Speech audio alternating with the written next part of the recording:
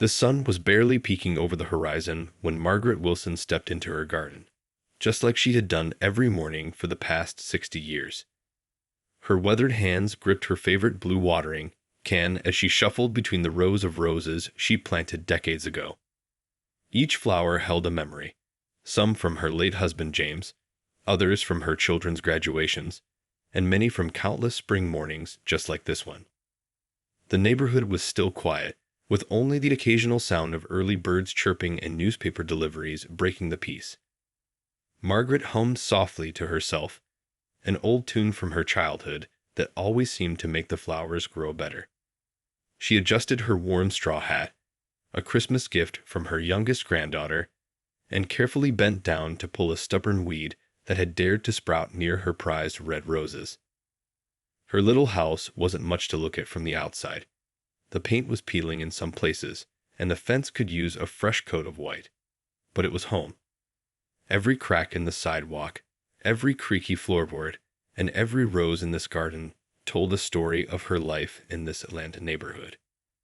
She'd seen the area change over the years, watched as old neighbors moved out and new faces moved in, but she stayed put, becoming something a living landmark in the community. As she worked in her garden that morning, she noticed Mrs. Chen from across the street waving while walking her little dog. Margaret waved back, remembering how she taught Mrs. Chen's children about rose gardening when they first moved in 10 years ago. It was moments like these that made her feel blessed, despite her aging joints and the occasional loneliness that came with outliving most of her friends. The morning dew was still fresh on the grass when she heard unfamiliar footsteps approaching. Looking up, she saw 2 police officers walking toward her gate. At first, she thought they might be looking for directions. It wouldn't be the first time someone had stopped to ask her for help. She was, after all, the neighborhood's living Google Maps, knowing every shortcut and street name by heart. But something felt different about their approach. Their faces were stern, their hands resting near their belts as they walked up her garden path. Margaret straightened up as best she could, her back protesting the sudden movement. She could feel her heart beginning to race, but she kept her composure, just as she had done through all the challenges life had thrown her way. "Ma'am, we've received a report of suspicious activity at this address," one of the officers said, his voice carrying a tone that made Margaret's stomach knot up. She gripped her watering can tighter, water droplets falling onto her worn gardening shoes. "Suspicious activity," she repeated, her voice steady despite her growing unease.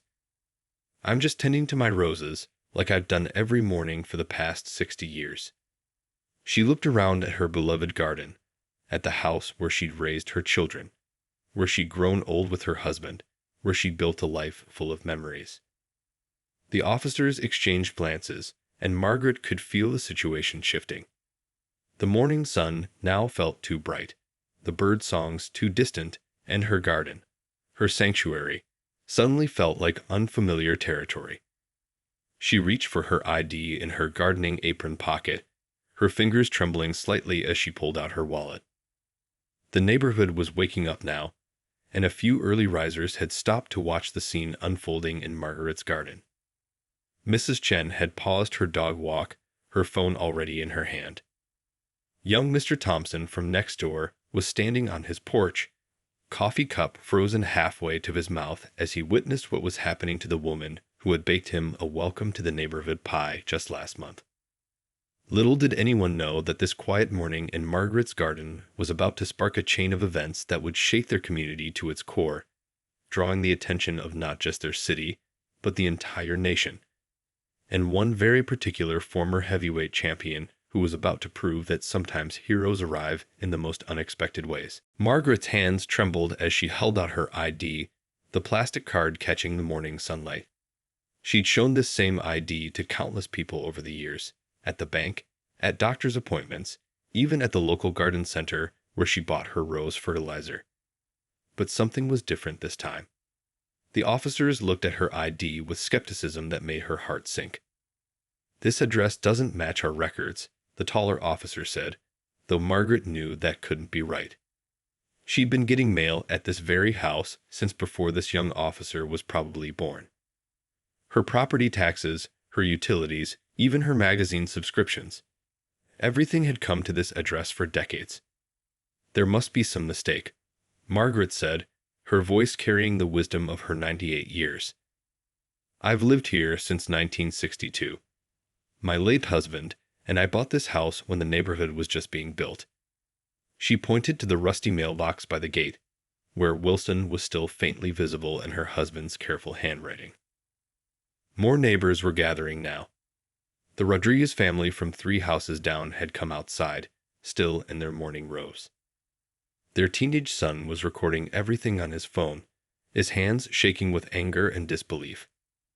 Old Mr. Baker, who'd been delivering mail in the neighborhood for 30 years before retiring, had stopped his morning walk to watch, his face a mask of concern. "Ma'am, we've had reports of squatters in this area," the second officer explained, taking a step closer. "We're going to need you to come with us to sort this out." The words hung in the air like thunder before a storm. Margaret felt her knees weaken, but she stood tall, just as she had through the civil rights movement, through losing her husband, through every challenge life had thrown her way. "I'm not going anywhere," Margaret said firmly, though her voice quivered slightly. "This is my home. I planted every rose in this garden. I can show you photos inside, documents, everything you need to see." She gestured toward her house, where 60 years of memories lived in every corner. But the officers had already made up their minds. One of them reached for his handcuffs, the metal glinting in the morning sun. The gathered crowd gasped collectively. Mrs. Chen's dog started barking, sensing the tension in the air. Someone in the crowd shouted, "She's telling the truth. She's lived here forever." The cool metal touched Margaret's wrists, and tears welled up in her eyes, not from fear, but from the sheer indignity of it all. Her thoughts went to her late husband, to all the times they'd sat on their porch watching their children play, to all the community barbecues they'd hosted in this very yard. The young Rodriguez boy's phone kept recording as the officers began leading Margaret down her own garden path. Her roses seemed to bow their heads as she passed, their petals still wet with morning dew. Her gardening hat fell off, landing next to her favorite red roses, the ones she planted the day her first great-grandchild was born. Neighbors were calling out now, voices rising in protest. Some were already on their phones, dialing numbers, sharing the video that was capturing this unbelievable moment. Mrs. Chen was typing furiously on her phone, her social media post about to spark a firestorm that would reach far beyond their quiet Atlanta street. As Margaret was guided toward the police car, she held her head high, dignity intact despite the circumstances. She caught a glimpse of her reflection in the car window, her silver hair neatly braided as always, her gardening clothes still spotted with morning dew, her face showing not fear but determination. What no one on that street knew at that moment was that the video of Margaret's arrest was already beginning its journey across the internet, spreading like wildfire through social media. And in a hotel room just 20 minutes away, a former heavyweight champion was about to start his morning workout, unaware that his phone was about to show him something that would change the course of this day, and many lives, forever. The video of Margaret's arrest spread across social media like a wildfire in dry grass. The Rodriguez boys' shaky footage showed everything. The gentle grandmother in her garden, the gleam of handcuffs, the roses trembling in the morning breeze as she was led away. Within hours, millions of people had watched the scene unfold on their phones and computers, their hearts breaking at the sight of a 98-year-old woman being taken from her beloved garden. News stations picked up the story, their headlines flashing across screens nationwide. 98-year-old grandmother arrested in her own garden. Social media exploded with hashtags. Hashtag Justice for Margaret and hashtag Grandma Gardener began trending. People shared their own stories of elderly relatives, of community bonds, of gardens that held generations of memories. The video had made its way to celebrity feeds and news alerts, catching the attention of one particular viewer in an Atlanta hotel gym. Mike Tyson was between sets on his morning workout when his phone buzzed with the notification. The former heavyweight champion stopped mid-exercise, his water bottle frozen halfway to his mouth as he watched the scene play out on his screen. "Hold up, hold up," Tyson said to his training partner, turning up the volume. He watched it again, his expression growing more concerned with each viewing. The video showed Margaret's dignity even as the handcuffs were placed on her wrists, her head held high as she was led past her beloved roses. Something about her strength, her quiet resistance, struck a chord deep within him. "That's 10 minutes from here," Tyson said, already grabbing his towel. His morning schedule, a series of meetings and a speaking engagement, suddenly seemed trivial compared to what he was watching. He'd seen injustice before, had fought battles both in and out of the ring, but this was different. This was someone's grandmother being treated like a criminal in her own garden. As Tyson made calls and gathered his team, the video continued its viral journey. Local Atlanta news crews had already arrived at the police station where Margaret was being held. Protesters were gathering, many carrying signs with roses drawn on them. Some brought actual roses, placing them outside the station doors in a show of solidarity. Back in Margaret's neighborhood, the community had mobilized. Mrs. Chen had organized a group to tend to Margaret's roses. No way were they letting even one flower wilt while she was gone. The Rodriguez family was coordinating with neighbors to gather documents, photos, anything that proved Margaret's long history in the house. Mr. Baker, the retired mailman, was giving interviews to local news, describing how he delivered mail to Margaret at that very address for 3 decades. The police station was about to face something they hadn't expected. Not just angry protesters or viral outrage, but Mike Tyson himself. The former champion had already contacted his legal team, who were rushing to meet him there. His documentary crew, in town for his speaking engagement, grabbed their cameras and followed. This wasn't in their shooting schedule, but they knew they were about to capture something powerful. Inside the station, Margaret sat quietly in a hard plastic chair, her gardening clothes still damp with morning dew. She thought about her roses, hoping someone would remember to water them in the afternoon heat. She thought about her late husband, wondering what he would say if he could see this happening. But mostly, she thought about how much the world had and hadn't changed in her 98 years. Outside, social media continued to buzz. The video had now been viewed over 5 million times. News helicopters circled overhead, their cameras capturing the growing crowd of supporters. People from all over Atlanta were driving in, many bringing flowers, some just bringing their support. The crowd included young and old, all united in their disbelief and determination to right this wrong. And through the gathering crowd, a familiar figure was about to make his entrance. Mike Tyson stepped out of his SUV, flanked by lawyers and followed by cameras, his face set with determination. The former champion who had fought so many battles in the ring was about to step into a different kind of fight. One for justice, dignity, and a grandmother's right to tend her roses in peace. The police station's glass doors swung open as Mike Tyson walked in, his presence immediately filling the lobby. Officers stopped typing mid-sentence, phones stopped ringing, and conversations hushed. The former heavyweight champion wasn't wearing boxing gloves today, but he was ready for a different kind of fight. "I'm here for Margaret Wilson," he announced, his voice carrying the same power it had in his championship days. Behind him, his legal team carried folders thick with documents, while his documentary crew captured every moment. The young desk officer blinked twice, clearly not expecting to see one of the most famous boxers in history standing in front of him. "Sir, we can't just," the officer started, but Tyson cut him off with a raised hand. "Check your social media," he said firmly. "This story is everywhere. That lady has lived in her house longer than most of your officers have been alive. Now, who's in charge here?" The precinct captain appeared quickly, his face showing he knew exactly why Tyson was there. The viral video had already reached his superiors, and now he had a boxing legend in his lobby with a camera crew and a team of lawyers. This wasn't how he planned to spend his Tuesday morning.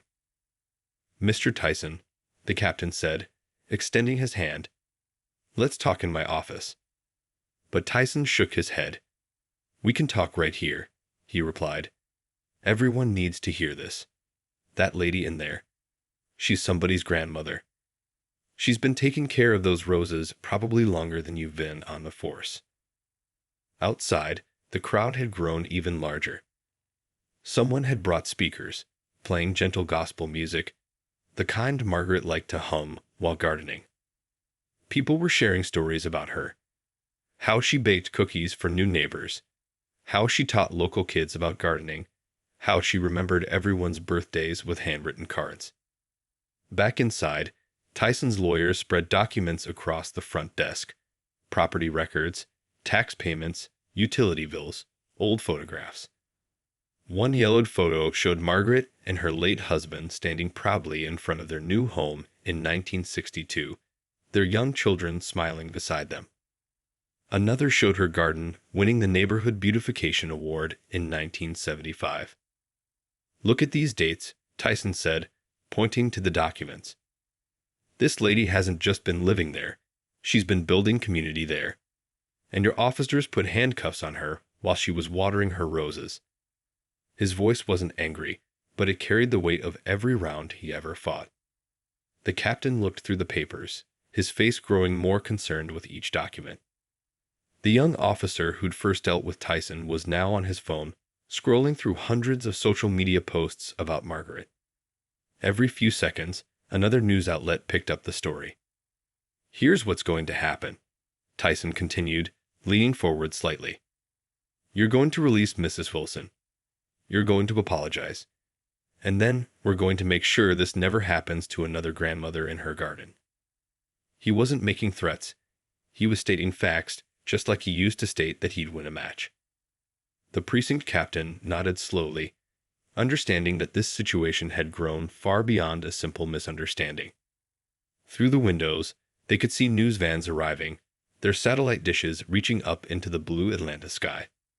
More protesters had gathered, many holding signs with hand-drawn roses. "And one more thing," Tyson added, pulling out his phone to show another viral video. This one of Mrs. Chen and other neighbors carefully tending to Margaret's roses in her absence. "Those flowers need their real gardener back. Every minute she spends in here is a minute away from 60 years of love she's put into that garden."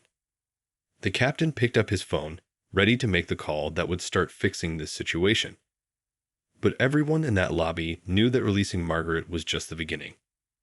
Mike Tyson had stepped into a new kind of ring, and he wasn't leaving until justice bloomed as beautifully as Margaret's roses. Minutes ticked by in the police station lobby as officers hurried back and forth, their shoes clicking against the tile floor. Mike Tyson stood firm, occasionally checking his phone where messages poured in from celebrities and activists offering support. The crowd outside had grown so large that police had to close off the street, creating an ocean of people holding roses and signs. The precinct captain emerged from a back room, his face showing the weight of the decisions made in the last hour. "Mr. Tyson," he said, "we're releasing Mrs. Wilson immediately. But there's something else we need to discuss."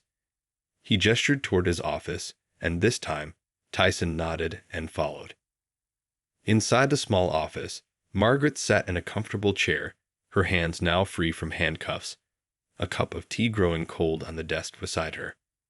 When Tyson entered, she looked up with the same dignity she'd shown in her garden hours earlier. Despite everything, her back was straight, her head held high. "Mrs. Wilson," Tyson said softly, kneeling beside her chair so they were at eye level. "I saw what happened. I couldn't sit by and do nothing." Margaret reached out and patted his hand, the same gentle touch she used with her roses. "You remind me of my grandson," she said with a warm smile. "Always standing up for what's right." The captain cleared his throat, clearly emotional. "Mrs. Wilson, on behalf of the entire department, I want to apologize." He explained that the 2 officers involved had been placed on immediate leave pending an investigation. But more than that, He announced that the department would be implementing new training programs focused on community relations and elderly residents. Outside, the news spread through the crowd like a wave. Cheers erupted, and someone started singing an old gospel song, one Margaret knew by heart. She hummed along softly as Tyson helped her to her feet. "My roses will be needing their afternoon water," she said, making everyone in the room smile despite the seriousness of the situation. But Tyson wasn't finished. He turned to the captain, his expression serious but constructive. "Training is good," he said, "but we need more. This community needs healing." He pulled out his phone, showing the captain something that made the older man's eyes widen with interest. Margaret looked over, curious, and saw plans for a community garden project. Tyson had already called in favors from local businesses and gardening centers. The idea was to turn the empty lot next to the police station into a garden, one that would be maintained jointly by officers and community members, with Margaret as the lead consultant. "Sometimes," Tyson said, his voice carrying years of wisdom learned both in and out of the ring, "you need to plant new seeds to grow something better." Margaret's eyes lit up at the idea of sharing her lifetime of gardening knowledge. The captain nodded, understanding that this was about more than just avoiding bad publicity. It was about building something meaningful. As they prepared to leave, the captain's phone buzzed with messages from City Hall. The mayor wanted to meet with Margaret. News stations from across the country were requesting interviews. But all Margaret wanted was to get back to her roses. The station doors opened, and Tyson offered Margaret his arm. The crowd outside went quiet as they emerged into the sunlight. Then, someone started clapping. The sound spread until it became a thunderous applause, punctuated by cheers and more gospel singing. Mrs. Chen rushed forward with Margaret's gardening hat, the one that had fallen off during her arrest. Others came with waters and offers of help. But what touched Margaret most was seeing young officers from the station joining the crowd, some holding roses, others looking eager to learn about the new community garden project. As Tyson helped Margaret toward his car, which would take her home, she paused to look at everyone gathered there. "You know," she said, loud enough for those nearby to hear, "roses are a lot like people. Sometimes they need a little trouble to grow stronger, but they always bloom better when we tend them together." The ride back to Margaret's house felt like a parade. People lined the streets, many holding flowers and welcome home signs. Tyson sat in the back of the SUV with Margaret, watching her face light up as they turned onto her familiar street. Her garden was exactly as she'd left it, thanks to the neighbors who had tended it in her absence. "Look at my roses," Margaret said softly, tears welling in her eyes. "They're still standing tall." Tyson helped her out of the car, and together they walked through the garden gate. Mrs. Chen rushed forward with a watering can, while the Rodriguez family's teenager lowered his phone for the first time that day, offering a genuine smile instead of recording. The police captain, who had followed in his own car, stood at the garden gate. He cleared his throat and addressed the gathering crowd. "Starting tomorrow," he announced, "we're launching a new community outreach program. And Mrs. Wilson here has agreed to help us learn about the neighborhood she's called home for 60 years. Margaret smiled, patting the captain's arm. "Everyone deserves a chance to grow," she said, using the wisdom she gained from decades of gardening. The crowd murmured in agreement, and several young officers who had come to show support nodded eagerly. Tyson's documentary crew captured everything. The way Margaret immediately checked on her prized roses, how neighbors brought covered dishes and set up tables in her front yard, turning the day into an impromptu community celebration. Children played on the sidewalk while their parents shared stories about growing up with Margaret's cookies and gardening advice. Local news crews arrived, but they found something different from the angry scene they'd expected. Instead of protests, they found a community coming together. The police captain was sitting with longtime residents, listening to their stories and concerns. Young officers were getting gardening tips from Margaret, who showed them how to properly prune roses. "You see," Margaret explained to a young officer while demonstrating proper watering technique. Just like people, flowers need both strength and gentleness to grow. The officer wrote down her words in a small notebook, nodding thoughtfully. Tyson watched it all, occasionally answering calls from other celebrities who wanted to help. A famous home improvement show wanted to renovate Margaret's house. Gardening companies offered to supply tools and plants for the new community garden. But what touched everyone most was how Margaret turned each offer into an opportunity to bring people together. "The garden by the police station," she said, sketching plans on the back of an envelope, "needs to have benches where people can sit and talk. Understanding grows better in a peaceful garden." The captain took notes, adding ideas about weekly community meetings in the garden. As the afternoon sun began to set, casting long shadows across Margaret's roses, something remarkable was happening. The day that had started with handcuffs was ending with handshakes. People who had been strangers that morning were now exchanging phone numbers and making plans for the community garden project. Mrs. Chen's little dog had made friends with a police dog, their leashes tangling as they played on Margaret's lawn. The Rodriguez teenager was showing older residents how to use social media to share their own stories, while his parents discussed traditional gardening techniques with Margaret. Tyson sat on Margaret's porch, watching it all unfold. His speaking engagement had been rescheduled, but he didn't mind. He knew he was witnessing something more important, the beginning of real change, growing as naturally as Margaret's roses. As the light faded, Margaret stood in her garden, surrounded by old friends and new ones. She touched a rose petal gently, then looked at the diverse group of people gathered in her yard. "You know what's beautiful?" she said, loud enough for everyone to hear. "When trouble comes, we can either let it break us apart, or we can use it like fertilizer to help something new and wonderful grow." 1 month had passed since that eventful morning in Margaret's garden, and the changes bloomed more beautifully than anyone could have imagined.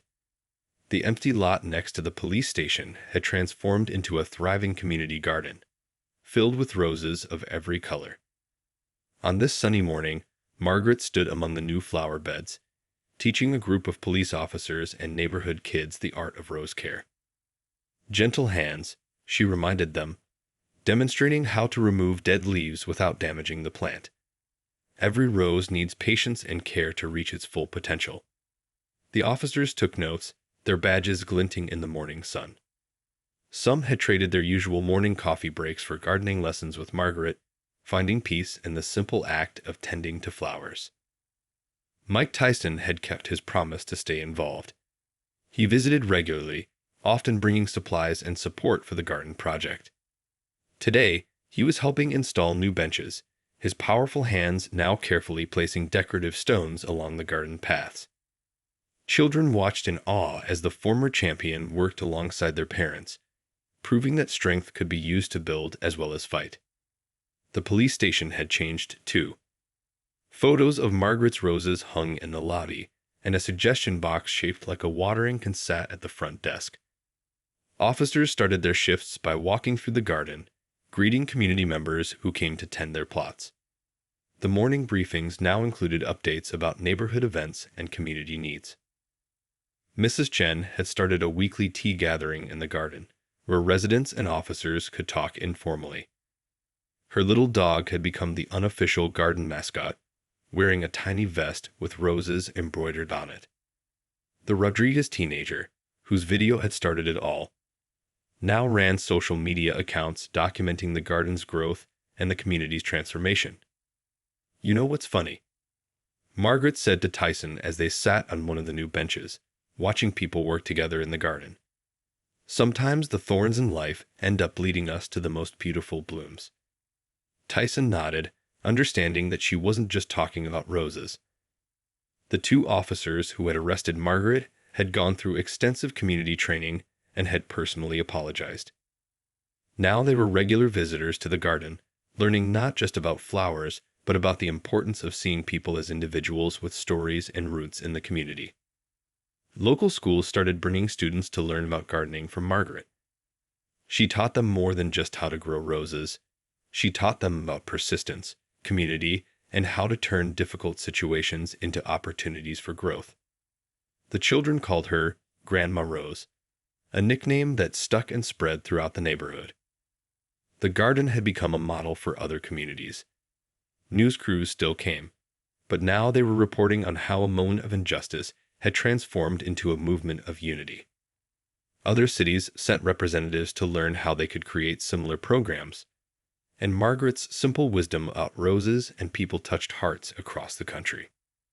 As the morning sun climbed higher, Margaret looked around at what they had created.